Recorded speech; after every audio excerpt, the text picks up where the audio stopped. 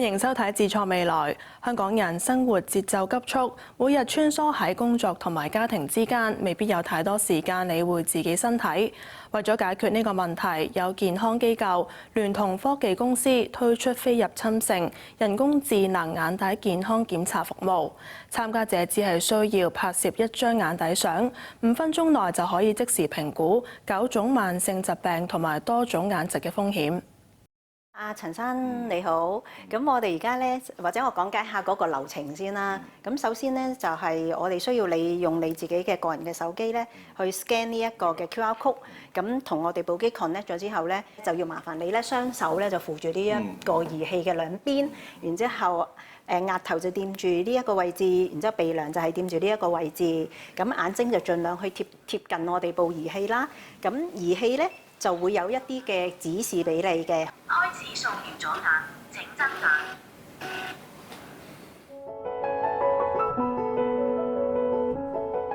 跟住指示，只需要1-2分鐘嘅時間，呢部儀器就可以拍攝出參加檢測人士嘅眼底相。透過結合人工智能同眼底影像分析，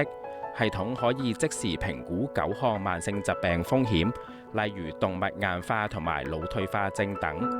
咁呢張眼底相咧，個 image 咧就會上咗去雲端啦。咁咧就喺呢個雲端嗰度咧做大數據嘅比對同埋分析，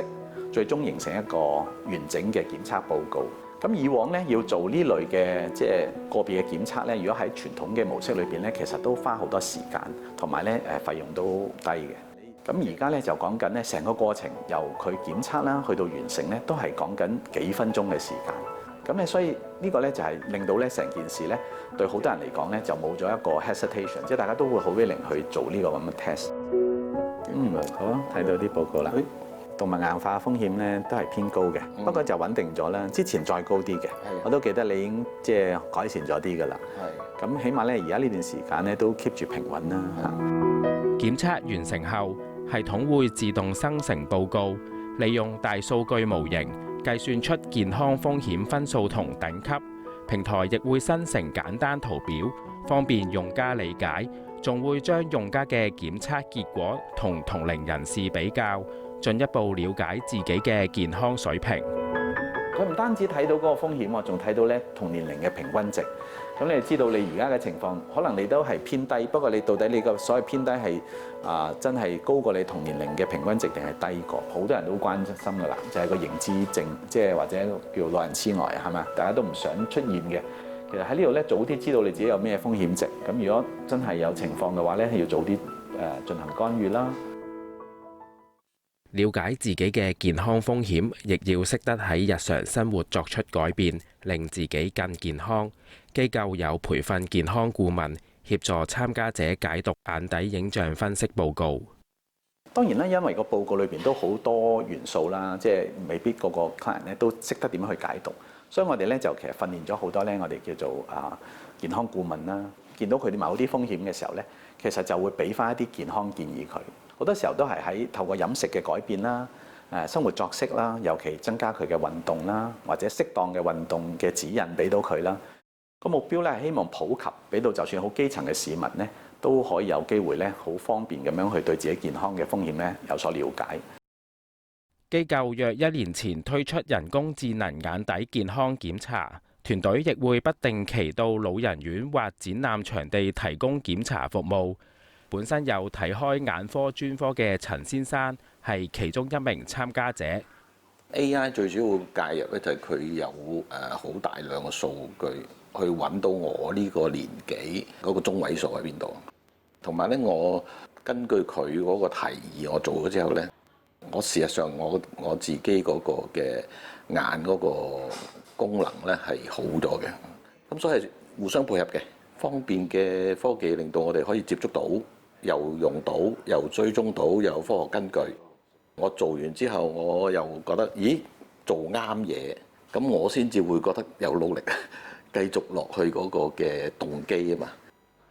機構創辦人林明祥話：引入呢項眼底健康檢查技術嘅目的並唔係要取代傳統醫療檢測，而係希望幫助市民更早識別健康風險，利用數據掌握自己身體狀況。我哋希望咧都係真係補充翻而家咧基層醫療成個嘅策略上面嘅一啲可以補充嘅空間啦。即係政府都喺社區咧推動緊好多基層醫療嘅工作，我覺得呢個都係好重要嘅方向嚟嘅。好多慢性病咧，當佢有病徵嘅時候咧，已經係比較後期嘅階段。咁所以咧，我哋就好覺得咧係越早知道嘅健康風險，令到佢有個 awareness， 然後越早咧去開始咧去改變自己生活方式。咁呢個咧係更加好嘅。位於眼球後壁嘅視網膜係人體唯一可以以無創方式觀察血管同神經嘅部位，能夠真實反映身體內部狀況。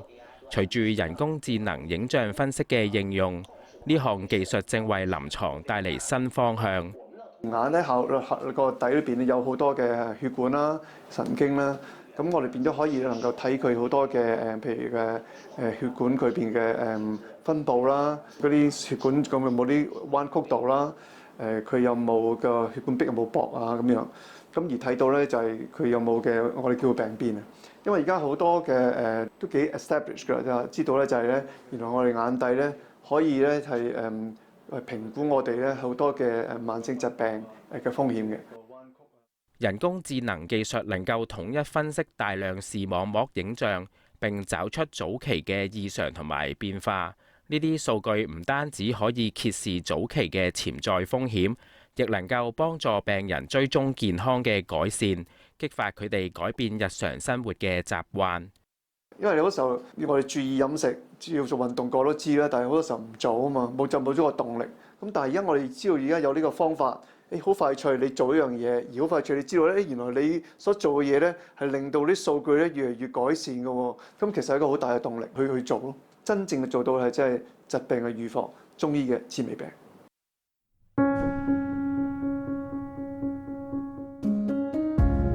呢項創新技術由內地一間人工智能醫療公司研發。團隊嘅創辦人因為一次家人誤診嘅經歷，發現醫療科技嘅重要性，決心用人工智能輔助臨床診斷。當時本着就是技術可以改變生活的這樣一種理念嘛，我們找到了很多這種和醫學影像相關的一些領域，然後呢試着和人工智能技術進行結合，最終的話我們就發現了，通過視網膜這樣一個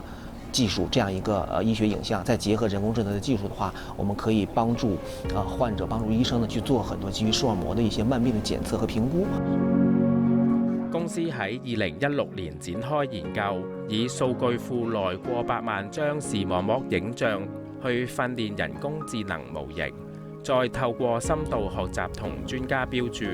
大幅提升分析嘅準確度。團隊期望人工智能可以成為臨床醫學嘅新力量。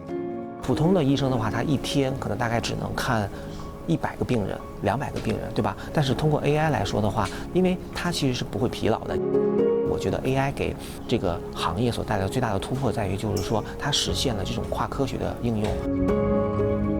呢項早期檢查技術目前已經喺內地多個基層醫療點應用。為咗令技術進一步普及，公司計劃擴充至亞洲同歐洲地區，期望令更多人受惠。我們在整個的未來推廣的過程中的話，就除了在國內，我們其實已經落地了大概有800多家醫院，並且落地了2000多個基層的網點了，就是社區衛生服務中心了、社區衛生站、鄉鎮衛生院等等這樣一些比較偏遠的地方。國外的話呢，其實不管是在中東還有東南亞地區包括了歐洲的一些國家，其實也都有了我們的一些產品。